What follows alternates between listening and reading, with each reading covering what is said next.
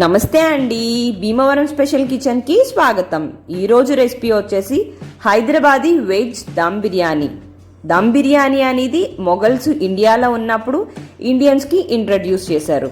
ఇప్పుడు అదే బిర్యానీ వరల్డ్ మొత్తంలో హైదరాబాదీ వెజ్ దమ్ బిర్యానీగా ఫేమస్ అయింది. సో ఈ వెజ్ దమ్ బిర్యానీ మీకు పర్ఫెక్ట్గా రావాలి అనుకుంటే వీడియో మొత్తం స్కిప్ చేయకుండా చూసేసేయండి. మీరు నా ఛానల్ని ఫస్ట్ టైం చూస్తున్నట్టయితే సబ్స్క్రైబ్ చేయండి, పక్కనే ఉన్న బెల్ ఐకాన్ కూడా ప్రెస్ చేయండి. అలా ప్రెస్ చేయడం వల్ల నేను ఏ కొత్త వీడియో పెట్టినా మీకు వెంటనే నోటిఫికేషన్ వచ్చేస్తుంది. ముందుగా స్టవ్ ఆన్ చేసి ఒక కడాయి పెట్టుకుని దానిలో 4 స్పూన్స్ ఆయిల్ వేసుకోండి.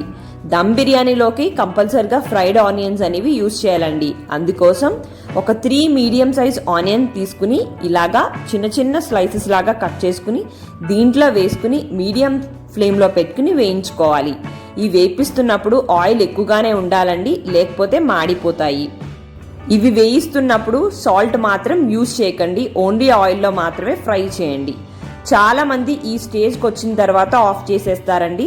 సో ఈ స్టేజ్కి వచ్చిన తర్వాత మరొక 5 మినిట్స్ వేయించుకోవాలి. సో ఈ ఫ్రైడ్ ఆనియన్స్ అనేది ఇలా బ్రౌన్ కలర్లోకి వచ్చేసిన తర్వాత ఆయిల్ రాకుండా ఒక ప్లేట్లోకి ట్రాన్స్ఫర్ చేసేసుకోండి. సో ఇప్పుడు ఒక బౌల్ తీసుకుని దానిలో 1.5 కప్ బాస్మతి రైస్ వేసుకోండి. ఇక్కడ నేను 1.5 కప్ బియ్యంతో చూపిస్తున్నాను, అంటే జనరల్గా మన ఇంట్లో వాడే 1 గ్లాసున్నర బియ్యం. సో దీన్ని ఒక 4-5 సార్లు వాష్ చేసేసుకుని ఒక 1 గ్లాస్ వాటర్ పోసుకుని నానపెట్టుకోవాలి. నానపెట్టుకుంటున్నప్పుడు కంపల్సరీగా వాటర్ ఎక్కువే పోసి నానపెట్టుకోవాలండి, డ్రైగా అయితే నానపెట్టకూడదు. సో దీన్ని కుక్ చేసుకుని ఒక 20 మినిట్స్ ముందు ఇలాగా నానపెట్టుకుని పక్కకు పెట్టేసుకోవాలి.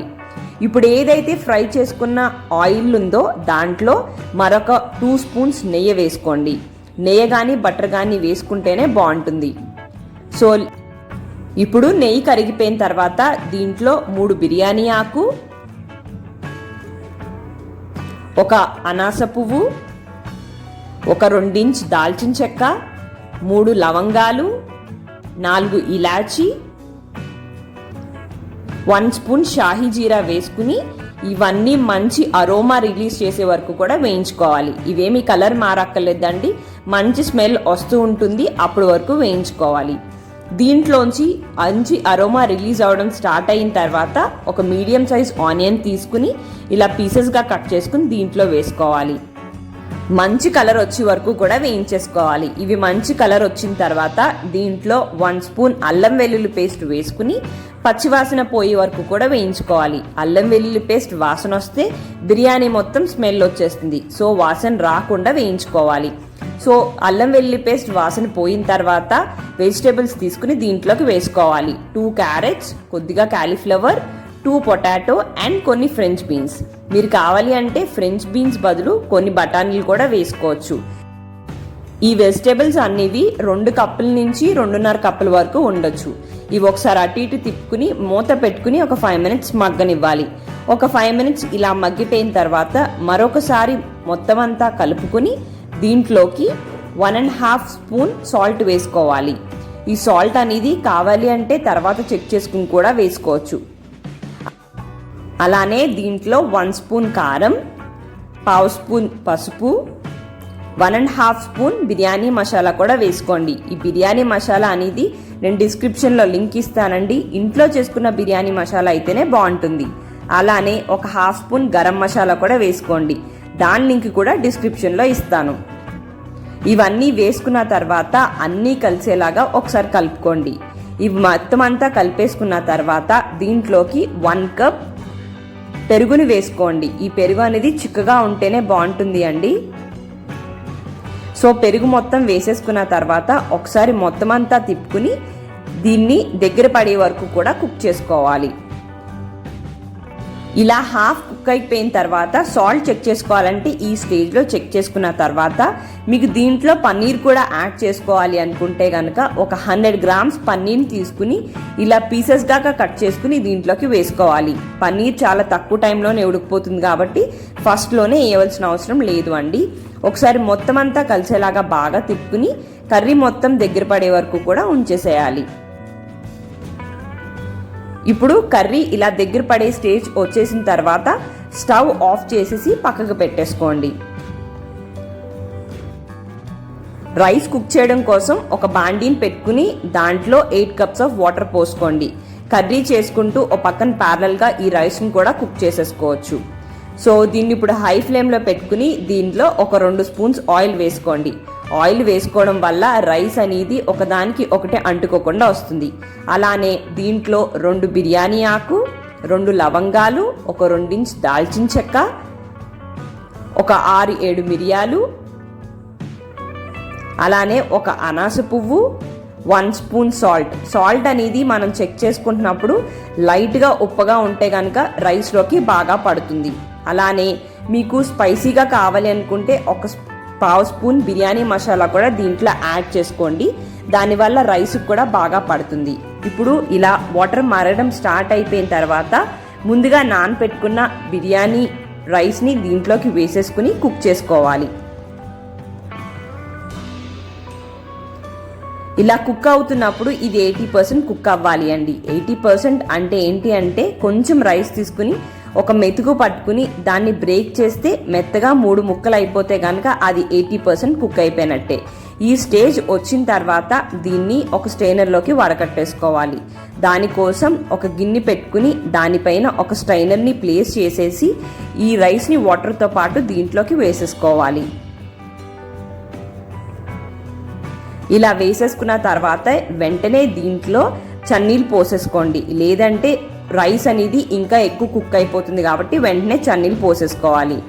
ఇప్పుడు దమ్ వేసుకోవడం కోసం ఒక దల్సర్పాటి గిన్నెని కానీ బిర్యానీ గిన్నెని కానీ తీసుకుని దాంట్లో బేస్ లాగా కింద మనం కుక్ చేసుకున్న కర్రీని హాఫ్ వరకు దీంట్లోకి వేసేసుకోవాలి.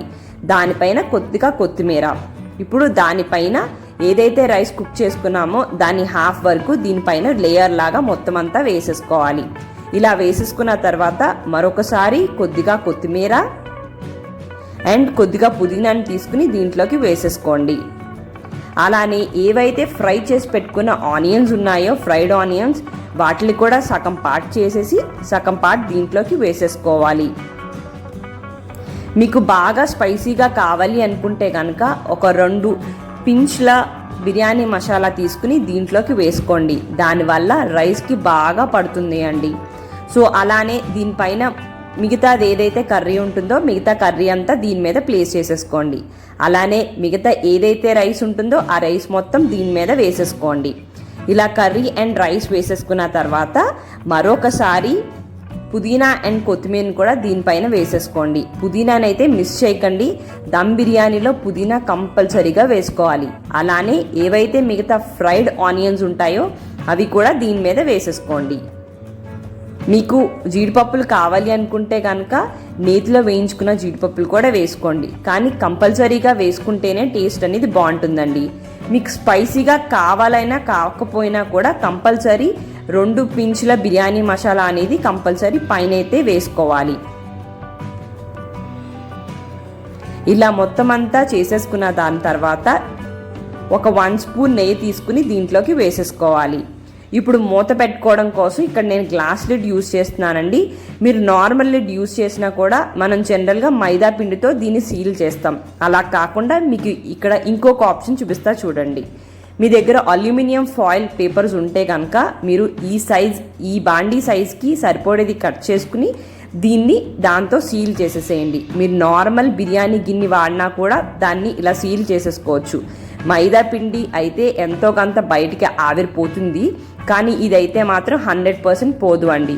సో అది ఏదైతే గ్లాస్ లిడ్కి హోల్ ఉంటుందో అది కూడా క్లోజ్ చేయవలసిన అవసరం లేదు. సో ఇలా అల్యూమినియం ఫాయిల్తో క్లోజ్ చేసేసుకుంటే పర్ఫెక్ట్గా వచ్చేస్తుంది అండి. సో ఏ మాత్రం భయపడవసరం లేదు వేపర్ అనేది బయటికి వెళ్ళిపోతుందని. సో ఇలా క్లోజ్ చేసేసుకున్న తర్వాత స్టవ్ ఆన్ చేసి ఇది స్టవ్ మీద ప్లేస్ చేసుకుని సిమ్లో మాత్రమే పెట్టి 35 నిమిషాల నుంచి 40 నిమిషాల వరకు కూడా దీన్ని ఉడికించుకోవాలి. సో ఇది 35 మినిట్స్ అయిపోయిన తర్వాత దీన్ని తీసేసి వెంటనే మూత అనేది ఓపెన్ చేసేసేయచ్చు, లేకపోతే కనుక ఇంకా ఎక్కువ కుక్ అయిపోయే ఛాన్సెస్ ఉంటాయి. సో ఇలా ఓపెన్ చేసేసిన తర్వాత దీన్ని గరిటె యూజ్ చేసి ఒక వైపు నుంచి మాత్రమే బిర్యానీ తీసుకుని సర్వ్ చేసేసుకోండి. మొత్తం అంతా కలిపితే కనుక ఆ టేస్ట్ పోతుందండి. సో ఒక వైపు నుంచి తీసుకుంటూ కలుపుకుంటూ సర్వ్ చేసేసుకోవాలి. ఇక్కడ చూపిస్తున్న ఈ కొలతలు 4 వరకు సర్వ్ చేసేసుకోవచ్చు. అంతే, హైదరాబాదీ వెజ్ దమ్ బిర్యానీ రెడీ. మరి మీరు కూడా మీ ఇంట్లో ట్రై చేసి ఎలా వచ్చిందో నా కామెంట్ బాక్స్లో తెలపండి. మీకు ఈ వీడియో నచ్చినట్టయితే లైక్ చేయండి, కామెంట్ చేయండి, మీ ఫ్రెండ్స్కి, ఫ్యామిలీ మెంబర్స్కి అందరికీ షేర్ చేయండి. మరిన్ని స్పెషల్ వెరైటీ రెసిపీస్ కోసం నా ఛానల్ని సబ్స్క్రైబ్ చేయండి. సబ్స్క్రైబ్ చేసిన తర్వాత పక్కనే ఉన్న బెల్ ఐకాన్ కూడా ప్రెస్ చేయండి. థ్యాంక్ యూ అండి. మరి మళ్ళీ వీడియోలో కలుద్దాం.